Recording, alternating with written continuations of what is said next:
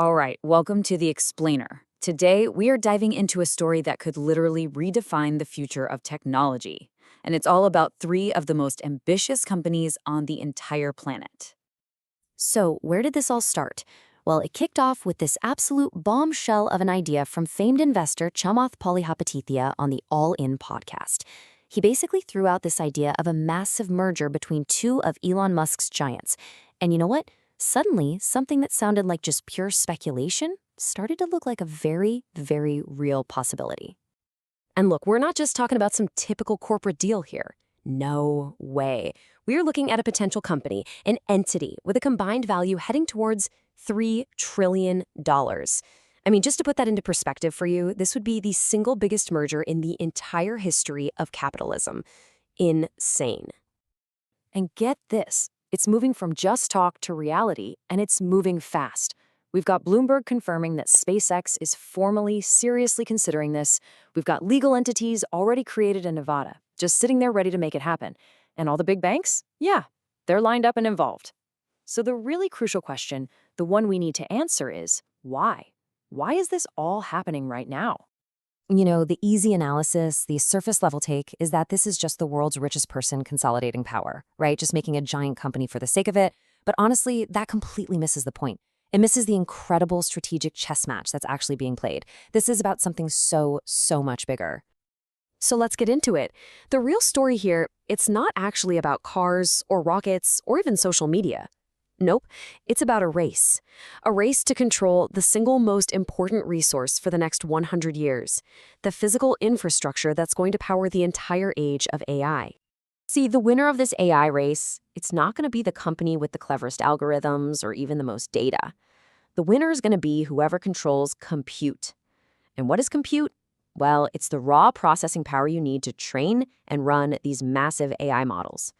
Right now, it is the ultimate bottleneck. It's simple. Whoever has the most compute for the lowest cost, they win, period. Okay, now this is where it gets really interesting. You've got to understand the two different types of AI chips. First, you have training chips. These are the powerhouses used to build the AI models in these giant, isolated data centers. But then, and this is the key part, you have inference chips. These are the ones needed to actually run the AI, to deliver answers to you, me, billions of users. And the demand for those chips? It's projected to explode by 1,000 times in just the next 5 years, 1,000x. And this chart right here just brilliantly illustrates the massive problem. Here on Earth, the amount of energy we need for this level of compute it's just astronomical. We're already at a point where big tech companies are literally planning to build their own dedicated nuclear power plants just to power their AI clusters. Why? Because the existing power grid just can't handle it. We are hitting a fundamental physical limit. So that leads us to the fundamental question, the one that drives this entire strategy. If the physical constraints right here on Earth, I'm talking our power grids, our available land, our ability to cool these things down, if all of that can't support the future of AI, where on Earth, or off it, do you go to find a solution? All right, so how do you solve a problem that big? Well, Elon Musk offered a solution. And honestly, most people just dismissed it as hyperbole, right? Just another one of his crazy statements. But what if he was being dead serious? What if he was telling us exactly where the future of AI infrastructure is headed? He said it plain as day at Davos. The lowest cost place to put AI will be in space. Now, I know at first glance that sounds completely absurd, but stick with me here, because understanding the pure physics behind that statement, that is the absolute key to unlocking this entire merger strategy. I mean, just look at this comparison. When you put them side by side, the economics get flipped completely upside down. Down here on Earth, power is expensive. It's limited. It's intermittent. Up in space, you've got constant, 24/7, totally free solar energy. On Earth, cooling these massive data centers takes insane amounts of energy and water. In space, you have the most efficient cooling system that physics can possibly offer. You just radiate all that waste heat away into the near absolute zero vacuum. It costs nothing.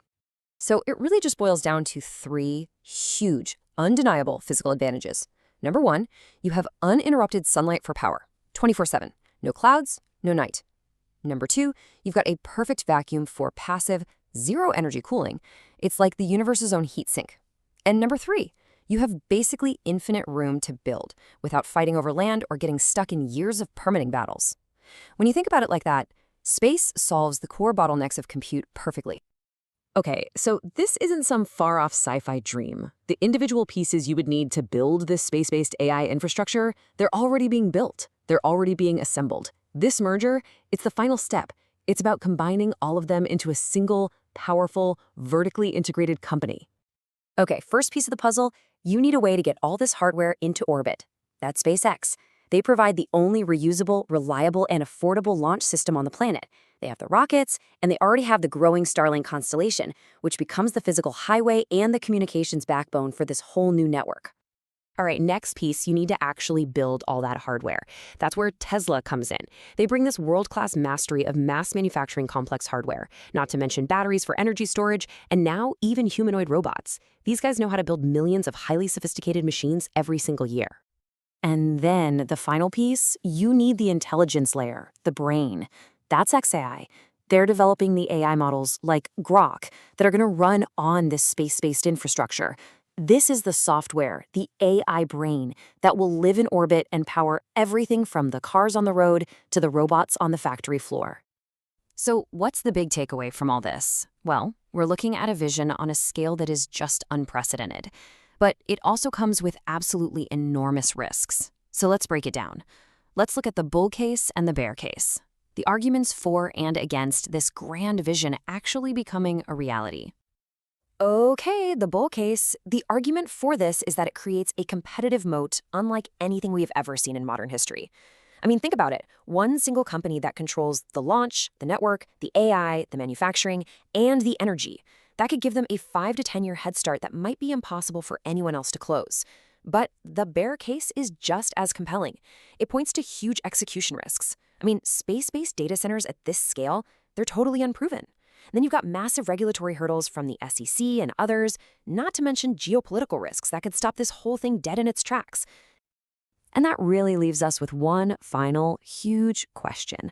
Is this the blueprint for the next industrial revolution? An entirely new kind of company that owns the literal infrastructure of the AI age? Or is it just a sci-fi fantasy that's way too complex, way too ambitious to ever actually pull off? But then again, you have to remember, 10 years ago, the idea of reusable rockets landing themselves on drone ships out in the middle of the ocean, well, that sounded like pure science fiction too.